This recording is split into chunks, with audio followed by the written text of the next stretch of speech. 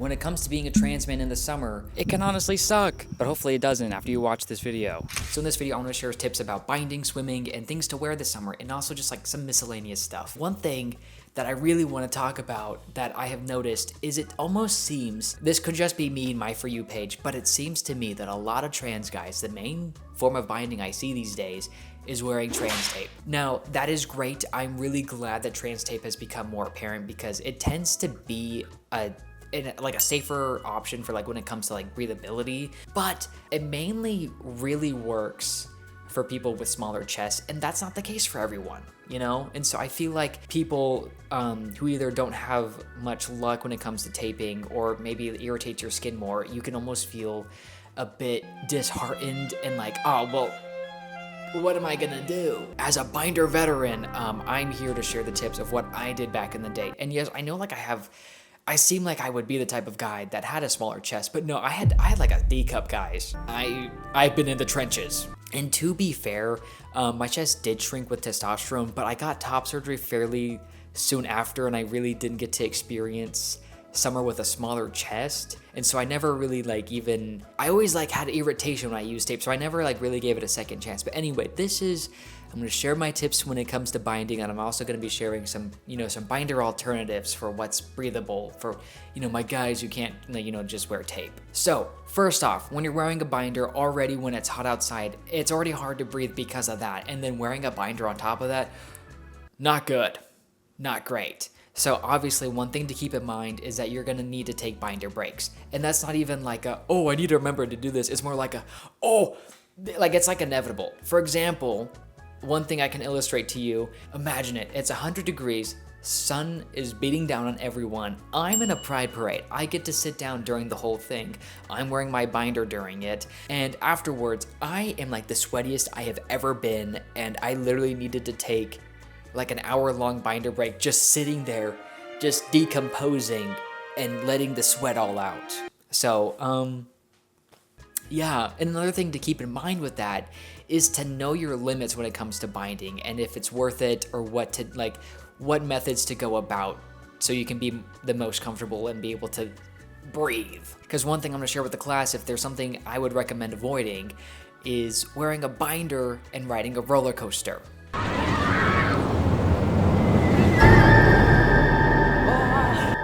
Wasn't that coaster so much fun? Literally the air hills on that guy was so crazy.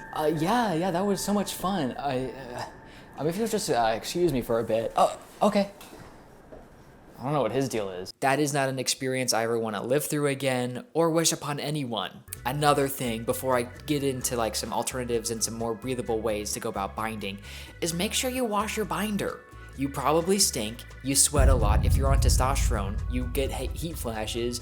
And again, that's just gonna add to it, so make sure you're washing it. And if you're worried about odor and smelling bad, that's an easy way to make sure you smell better. So now, my different methods for binding that can also work when it comes to swimming. So my personal favorite ways to bind in the summer and with swimming has been either, just wearing a really tight sports bra or wearing trans tape and then a sports bra on top of that. Because I was always able to do maybe a few strips on each side to add some compression, but then a sports bra on top of that helps keep everything in place. And back if somehow, God forbid, the tape had fallen off, that I had a backup measure already in place. What I used to do before I really came out as trans, and I didn't really like traditional swimsuits, I literally would wear a sports bra with a sports shirt. Yeah, I was rocking that. But some other methods when it comes to swimming is you could wear a binder and a rash guard. That's the go-to OG, but obviously, if you're gonna wear a binder, make sure it's either a swimming binder, or if it's not a swimming binder, for it to be a size above. And I do not have any recommendations since I never went with that method, but if someone in the comments has a recommendation, please leave it down below so then we can help each other. But obviously, you could also, if you are comfortable wearing trans tape, you could obviously go swimming in trans tape. And if you also want to be more stealth about it, you can wear a rash guard on top of that. But obviously, again, it is the summertime. I feel like more these days, people are caring less about passing, and I also want to have that evident in my videos that if you want to pass, sure, good, great for you. And if you don't want to, also, sure, good.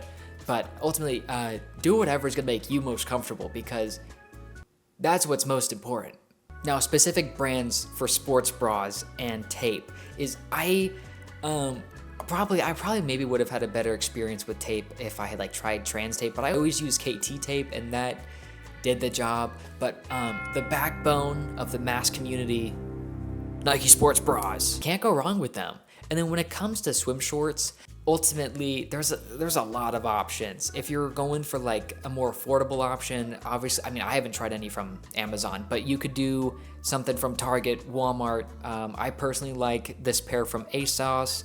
I also have gotten this pair from American Eagle.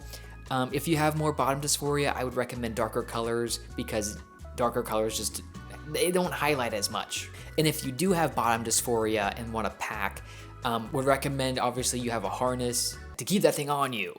Don't let it swim away. You know, again, what I've shared is kind of like the more like affordable option, but there are queer swimwear companies out there. The main one I can think of on the top of my head is Humankind.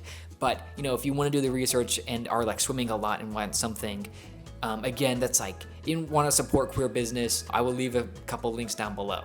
Also, when it comes to swimming, some things that maybe you didn't even think about. If you were a guy who was on trans gel, if you're on testosterone gel, I mean, I guess it could be called trans gel.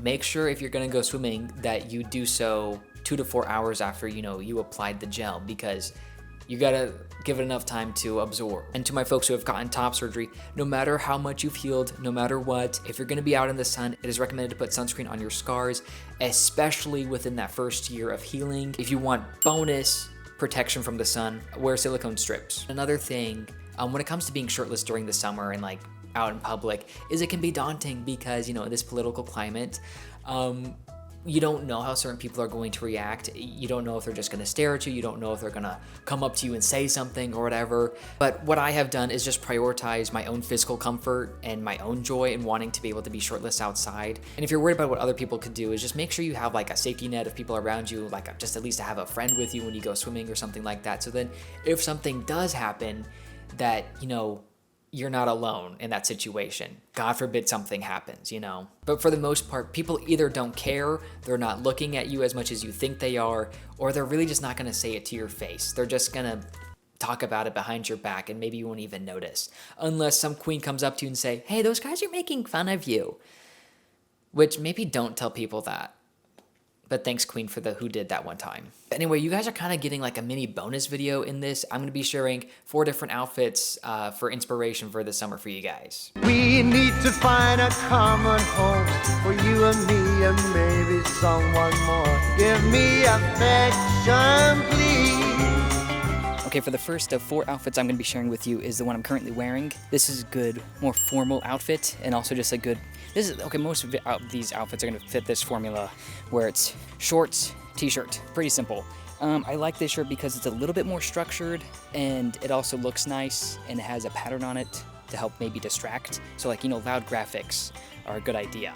This is what I'm going to be wearing to the pool today, actually. The sunglasses might be a bit much. I like these tank tops because they go a little bit higher, so again, good for binders, and probably tape. Yeah. Now this is outfit number 3.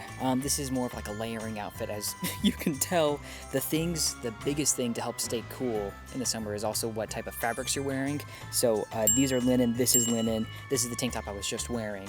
So if you want to be able to layer, you can still do so just with, lighter fabrics. And lighter as in how thick they are. Alright, here's outfit number 4. I know jorts are crazy in right now. I'm still on the fence on how I feel about them, like especially like baggy jorts. If you could please let me know your opinion of these on me, I would really appreciate that. But this shirt is like, it's not a heavyweight, but like it almost like fits like a heavyweight, but it's a cooling tee from Hollister. These are some of my favorite shirts. Lets you have like a little bit more of a structured fit without having to overheat. As you can keep it pretty simple, but still looking fairly good this summer. But before you guys go, I want to leave you with a few quick things. Number 1, it is summer, so it's going to be hot, so now is a great time to get a shorter haircut or try out a different haircut. And I myself, Stephen Morgan, give you permission to get a buzz cut if you so want to. Number 2, find excuses to be shirtless. If you want to be shirtless, find reasons to be. Even if that's just walking around your house shirtless. Number 3, if you're watching this video when it comes out in June and you haven't gone to a Pride event yet, go to a Pride event. That is a threat. Go and be with your community. And that's kind of a threat to myself. I need to go to a pride event. And number 4, connect with nature. Nature can be really healing. Bodies of water. I personally just really like nature. And if you like camping and have maybe just been like a little bit, I don't know about it, find queer camps around you, and maybe there's a trans camp near you, and maybe there's a trans camp happening 20 minutes away from you that you had no idea about until someone reached out to you, and maybe you're going to be going to said trans camp, and maybe you're very excited about it, and maybe there'll be more videos about that coming in the next few months. But I don't know, guys. Who knows? But over these last few years with transitioning, I've just been able to enjoy summer again. I'm able to get to do things that I used to avoid, and just know that even if summer kind of sucks right now for you, that it won't in the future. But guys, that's gonna be it for this video. Thank you so much for watching. I really hope something in this video spoke to you and was helpful. But if you would also like to hear some trans product recommendations that I personally use, I would go ahead and watch this video, especially if you're looking for stuff to help you smell good this summer. But guys, I will see you next week with a brand new video. I will see you then. Bye!